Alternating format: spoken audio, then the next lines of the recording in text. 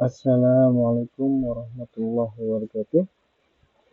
Pada tinjauan artikel 1, sekarang kita akan meninjau artikel yang berjudul The Design Philosophy of the Data Internet Protocols oleh David P. Clark. Oke, langsung saja.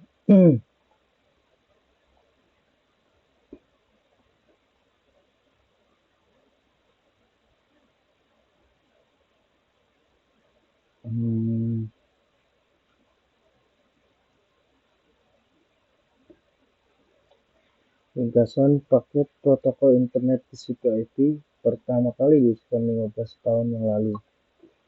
Ini dikembangkan oleh Defense Advanced Research Project Agency (DARPA) dan telah digunakan secara luas dalam sistem militer dan komersial. Selama 15 tahun terakhir, Badan Proyek Rencana Lanjutan Departemen Pertahanan AS telah mengembangkan serangkaian protokol untuk jaringan pengalih paket.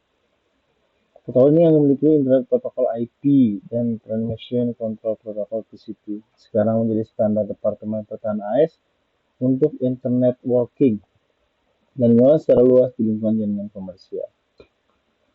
Nah, makalah ini mengkatalogkan satu pandangan dari tujuan asli arsitektur internet dan membahas hubungan antar tujuan ini dan fitur-fitur penting dari protokol.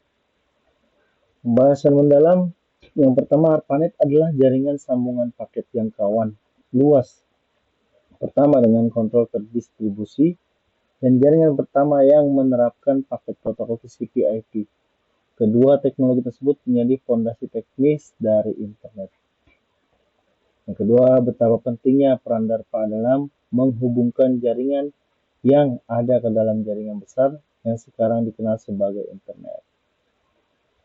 Yang ketiga, datagram memberikan solusi terbaik dalam internet, walaupun di satu sisi tidak dapat memberikan servis terbaik ketika berhubungan dengan akuntabilitas dan manajemen resource. Tujuan fundamental: satu, meningkatkan efektivitas dan kegunaan jaringan. Yang kedua, meningkatkan kinerja jaringan. Yang ketiga, penyatuan jaringan dengan media transmisi yang berbeda. Yang keempat, mengembangkan interkoneksi antar jaringan untuk layanan yang lebih luas. Yang kelima, distribusi manajemen kontrol jaringan. Paket switching. Paket switching merupakan sebuah metode pengiriman data yang memecah-mecah data menjadi beberapa paket.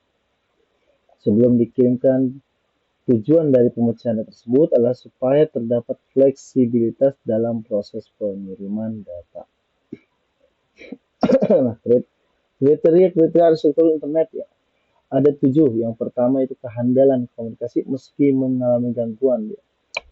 Dia walaupun ada gangguan cuaca atau gangguan hardware, dia masih bisa berkomunikasi. Mendukung berbagai macam tipe layanan komunikasi. Yang ketiga, mengakomodir berbagai jenis jaringan. Yang keempat, distribusi pengelolaan sumber daya. Yang kelima, arsitektur internet harus hemat biaya, harus low cost. Yang keenam, penambahan perangkat baru tidak sulit. Jadi harus per layer, tidak ketika ada upgrade, jadi tidak harus semua di setting. Jadi hanya layer tertentu yang di upgrade. Kemudian ketujuh, sumber daya yang digunakan dalam arsitektur internet harus dapat dipertanggungjawabkan. Bertahan dalam menghadapi kegagalan. Tujuan paling penting dalam daftar adalah bahwa internet harus menyediakan layanan komunikasi meskipun jaringan dan gateway gagal secara khusus. Tujuan ini ditafsirkan bahwa jika dua entitas berkomunikasi melalui internet dan beberapa kegagalan menyebabkan internet untuk sementara terganggu dan dikonfigurasi ulang untuk menyusun kembali layanan, maka entitas yang berkomunikasi harus dapat melanjutkan tanpa harus membangun kembali atau mengatur ulang keadaan tingkat tinggi percakapan mereka. Jenis-jenis layanan. Tujuan kedua dari arsitektur internet adalah bahwa arsitektur harus mendukung pada tingkat layanan transportasi, berbagai jenis layanan yang berbeda dibedakan oleh persyaratan yang berbeda untuk hal-hal seperti kecepatan, latensi, dan keandalan. Kekurangan dari artikel DARPA ini yaitu pembahasan tentang datagram terlalu singkat, tidak ada penjelasan secara terperinci kenapa datagram tidak berfungsi secara baik. Kemudian yang kedua, tidak ada pembahasan secara lengkap seperti OSI-layer, step by step-nya mengenai cara kerja protokol, TCP IP, dan UDP. Jadi hanya pembahasan secara garis besar saja. Kemudian yang ketiga, tidak ada tujuan utama yang dijadikan prioritas utama pembahasan pada jurnal ini. Jadi kurang mendetail. Jadi ya hanya mungkin karena belum banyak teknologi pada saat itu, jadi ya pembahasan hanya secara garis besar saja. Opini. Pada artikel ini menjelaskan terobosan artikel internet. Dapat dilihat dampak pertumbuhan jumlah host pada internet yang tinggi saat ini kita gunakan. Karena dibuat pada era 80-an, maka artikel ini sudah tidak bisa dipakai lagi. Nah, karena dibuat pada era 80-an, maka artikel ini sudah tidak bisa dipakai lagi untuk referensi karena sudah jauh tertinggal dengan teknologi pada zaman sekarang. Jadi udah jadul ya teman-teman. Jadi udah banyak ya, dari tahun ke tahun tuh udah banyak update, entah dari perangkat, dari hardware maupun software. Jadi sebenarnya artikel ini udah nggak relevan lagi buat dijadikan referensi untuk apa namanya untuk mencari-cari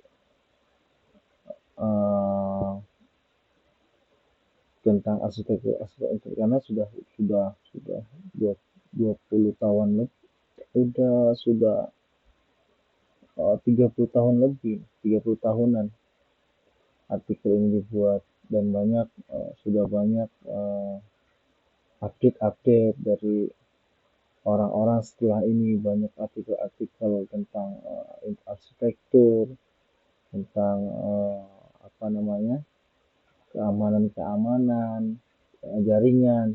Jadi sebenarnya artikel ini ya sudah tidak bisa dipakai sebagai referensi, tapi hanya sekedar bisa dipakai sebagai ya apa ya namanya ilmu pengetahuan ya, awal muasal arsitektur internet.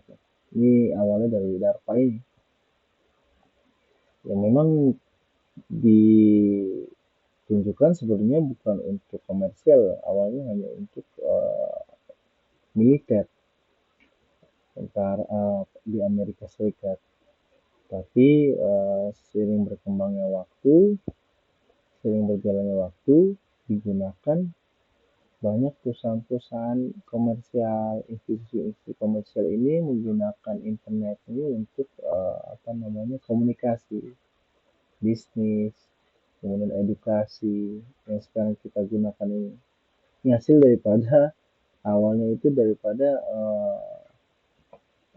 DARPA ini, Nah, kemudian yang ketiga, proyek ARPANET sudah resmi dinonaktifkan pada tahun 1990. Mungkin karena sudah terlalu banyak orang yang riset mungkin ya tentang arsitektur ini, jadi ya saya belum tahu ini kenapa proyek ARPANET sudah resmi, kena alasannya apa. Yang jelas sudah banyak ya institusi-institusi yang mengembangkan, yang mempelajari tentang arsitektur internet, sehingga ilmu pengetahuan itu mudah didapat ya dari banyak sumber, karena banyak yang interest ya. banyak yang mempelajari tentang arsitektur internet ini, yang bermulai ini dari DARPA ini. Jadi ya kita banyak terima kasih sama DARPA. Oke, demikian dari saya tinjauan artikel DARPA tentang Redesign Philosophy of the DARPA Internet Protocol oleh David Descartes. Terima kasih. Wassalamualaikum warahmatullahi wabarakatuh.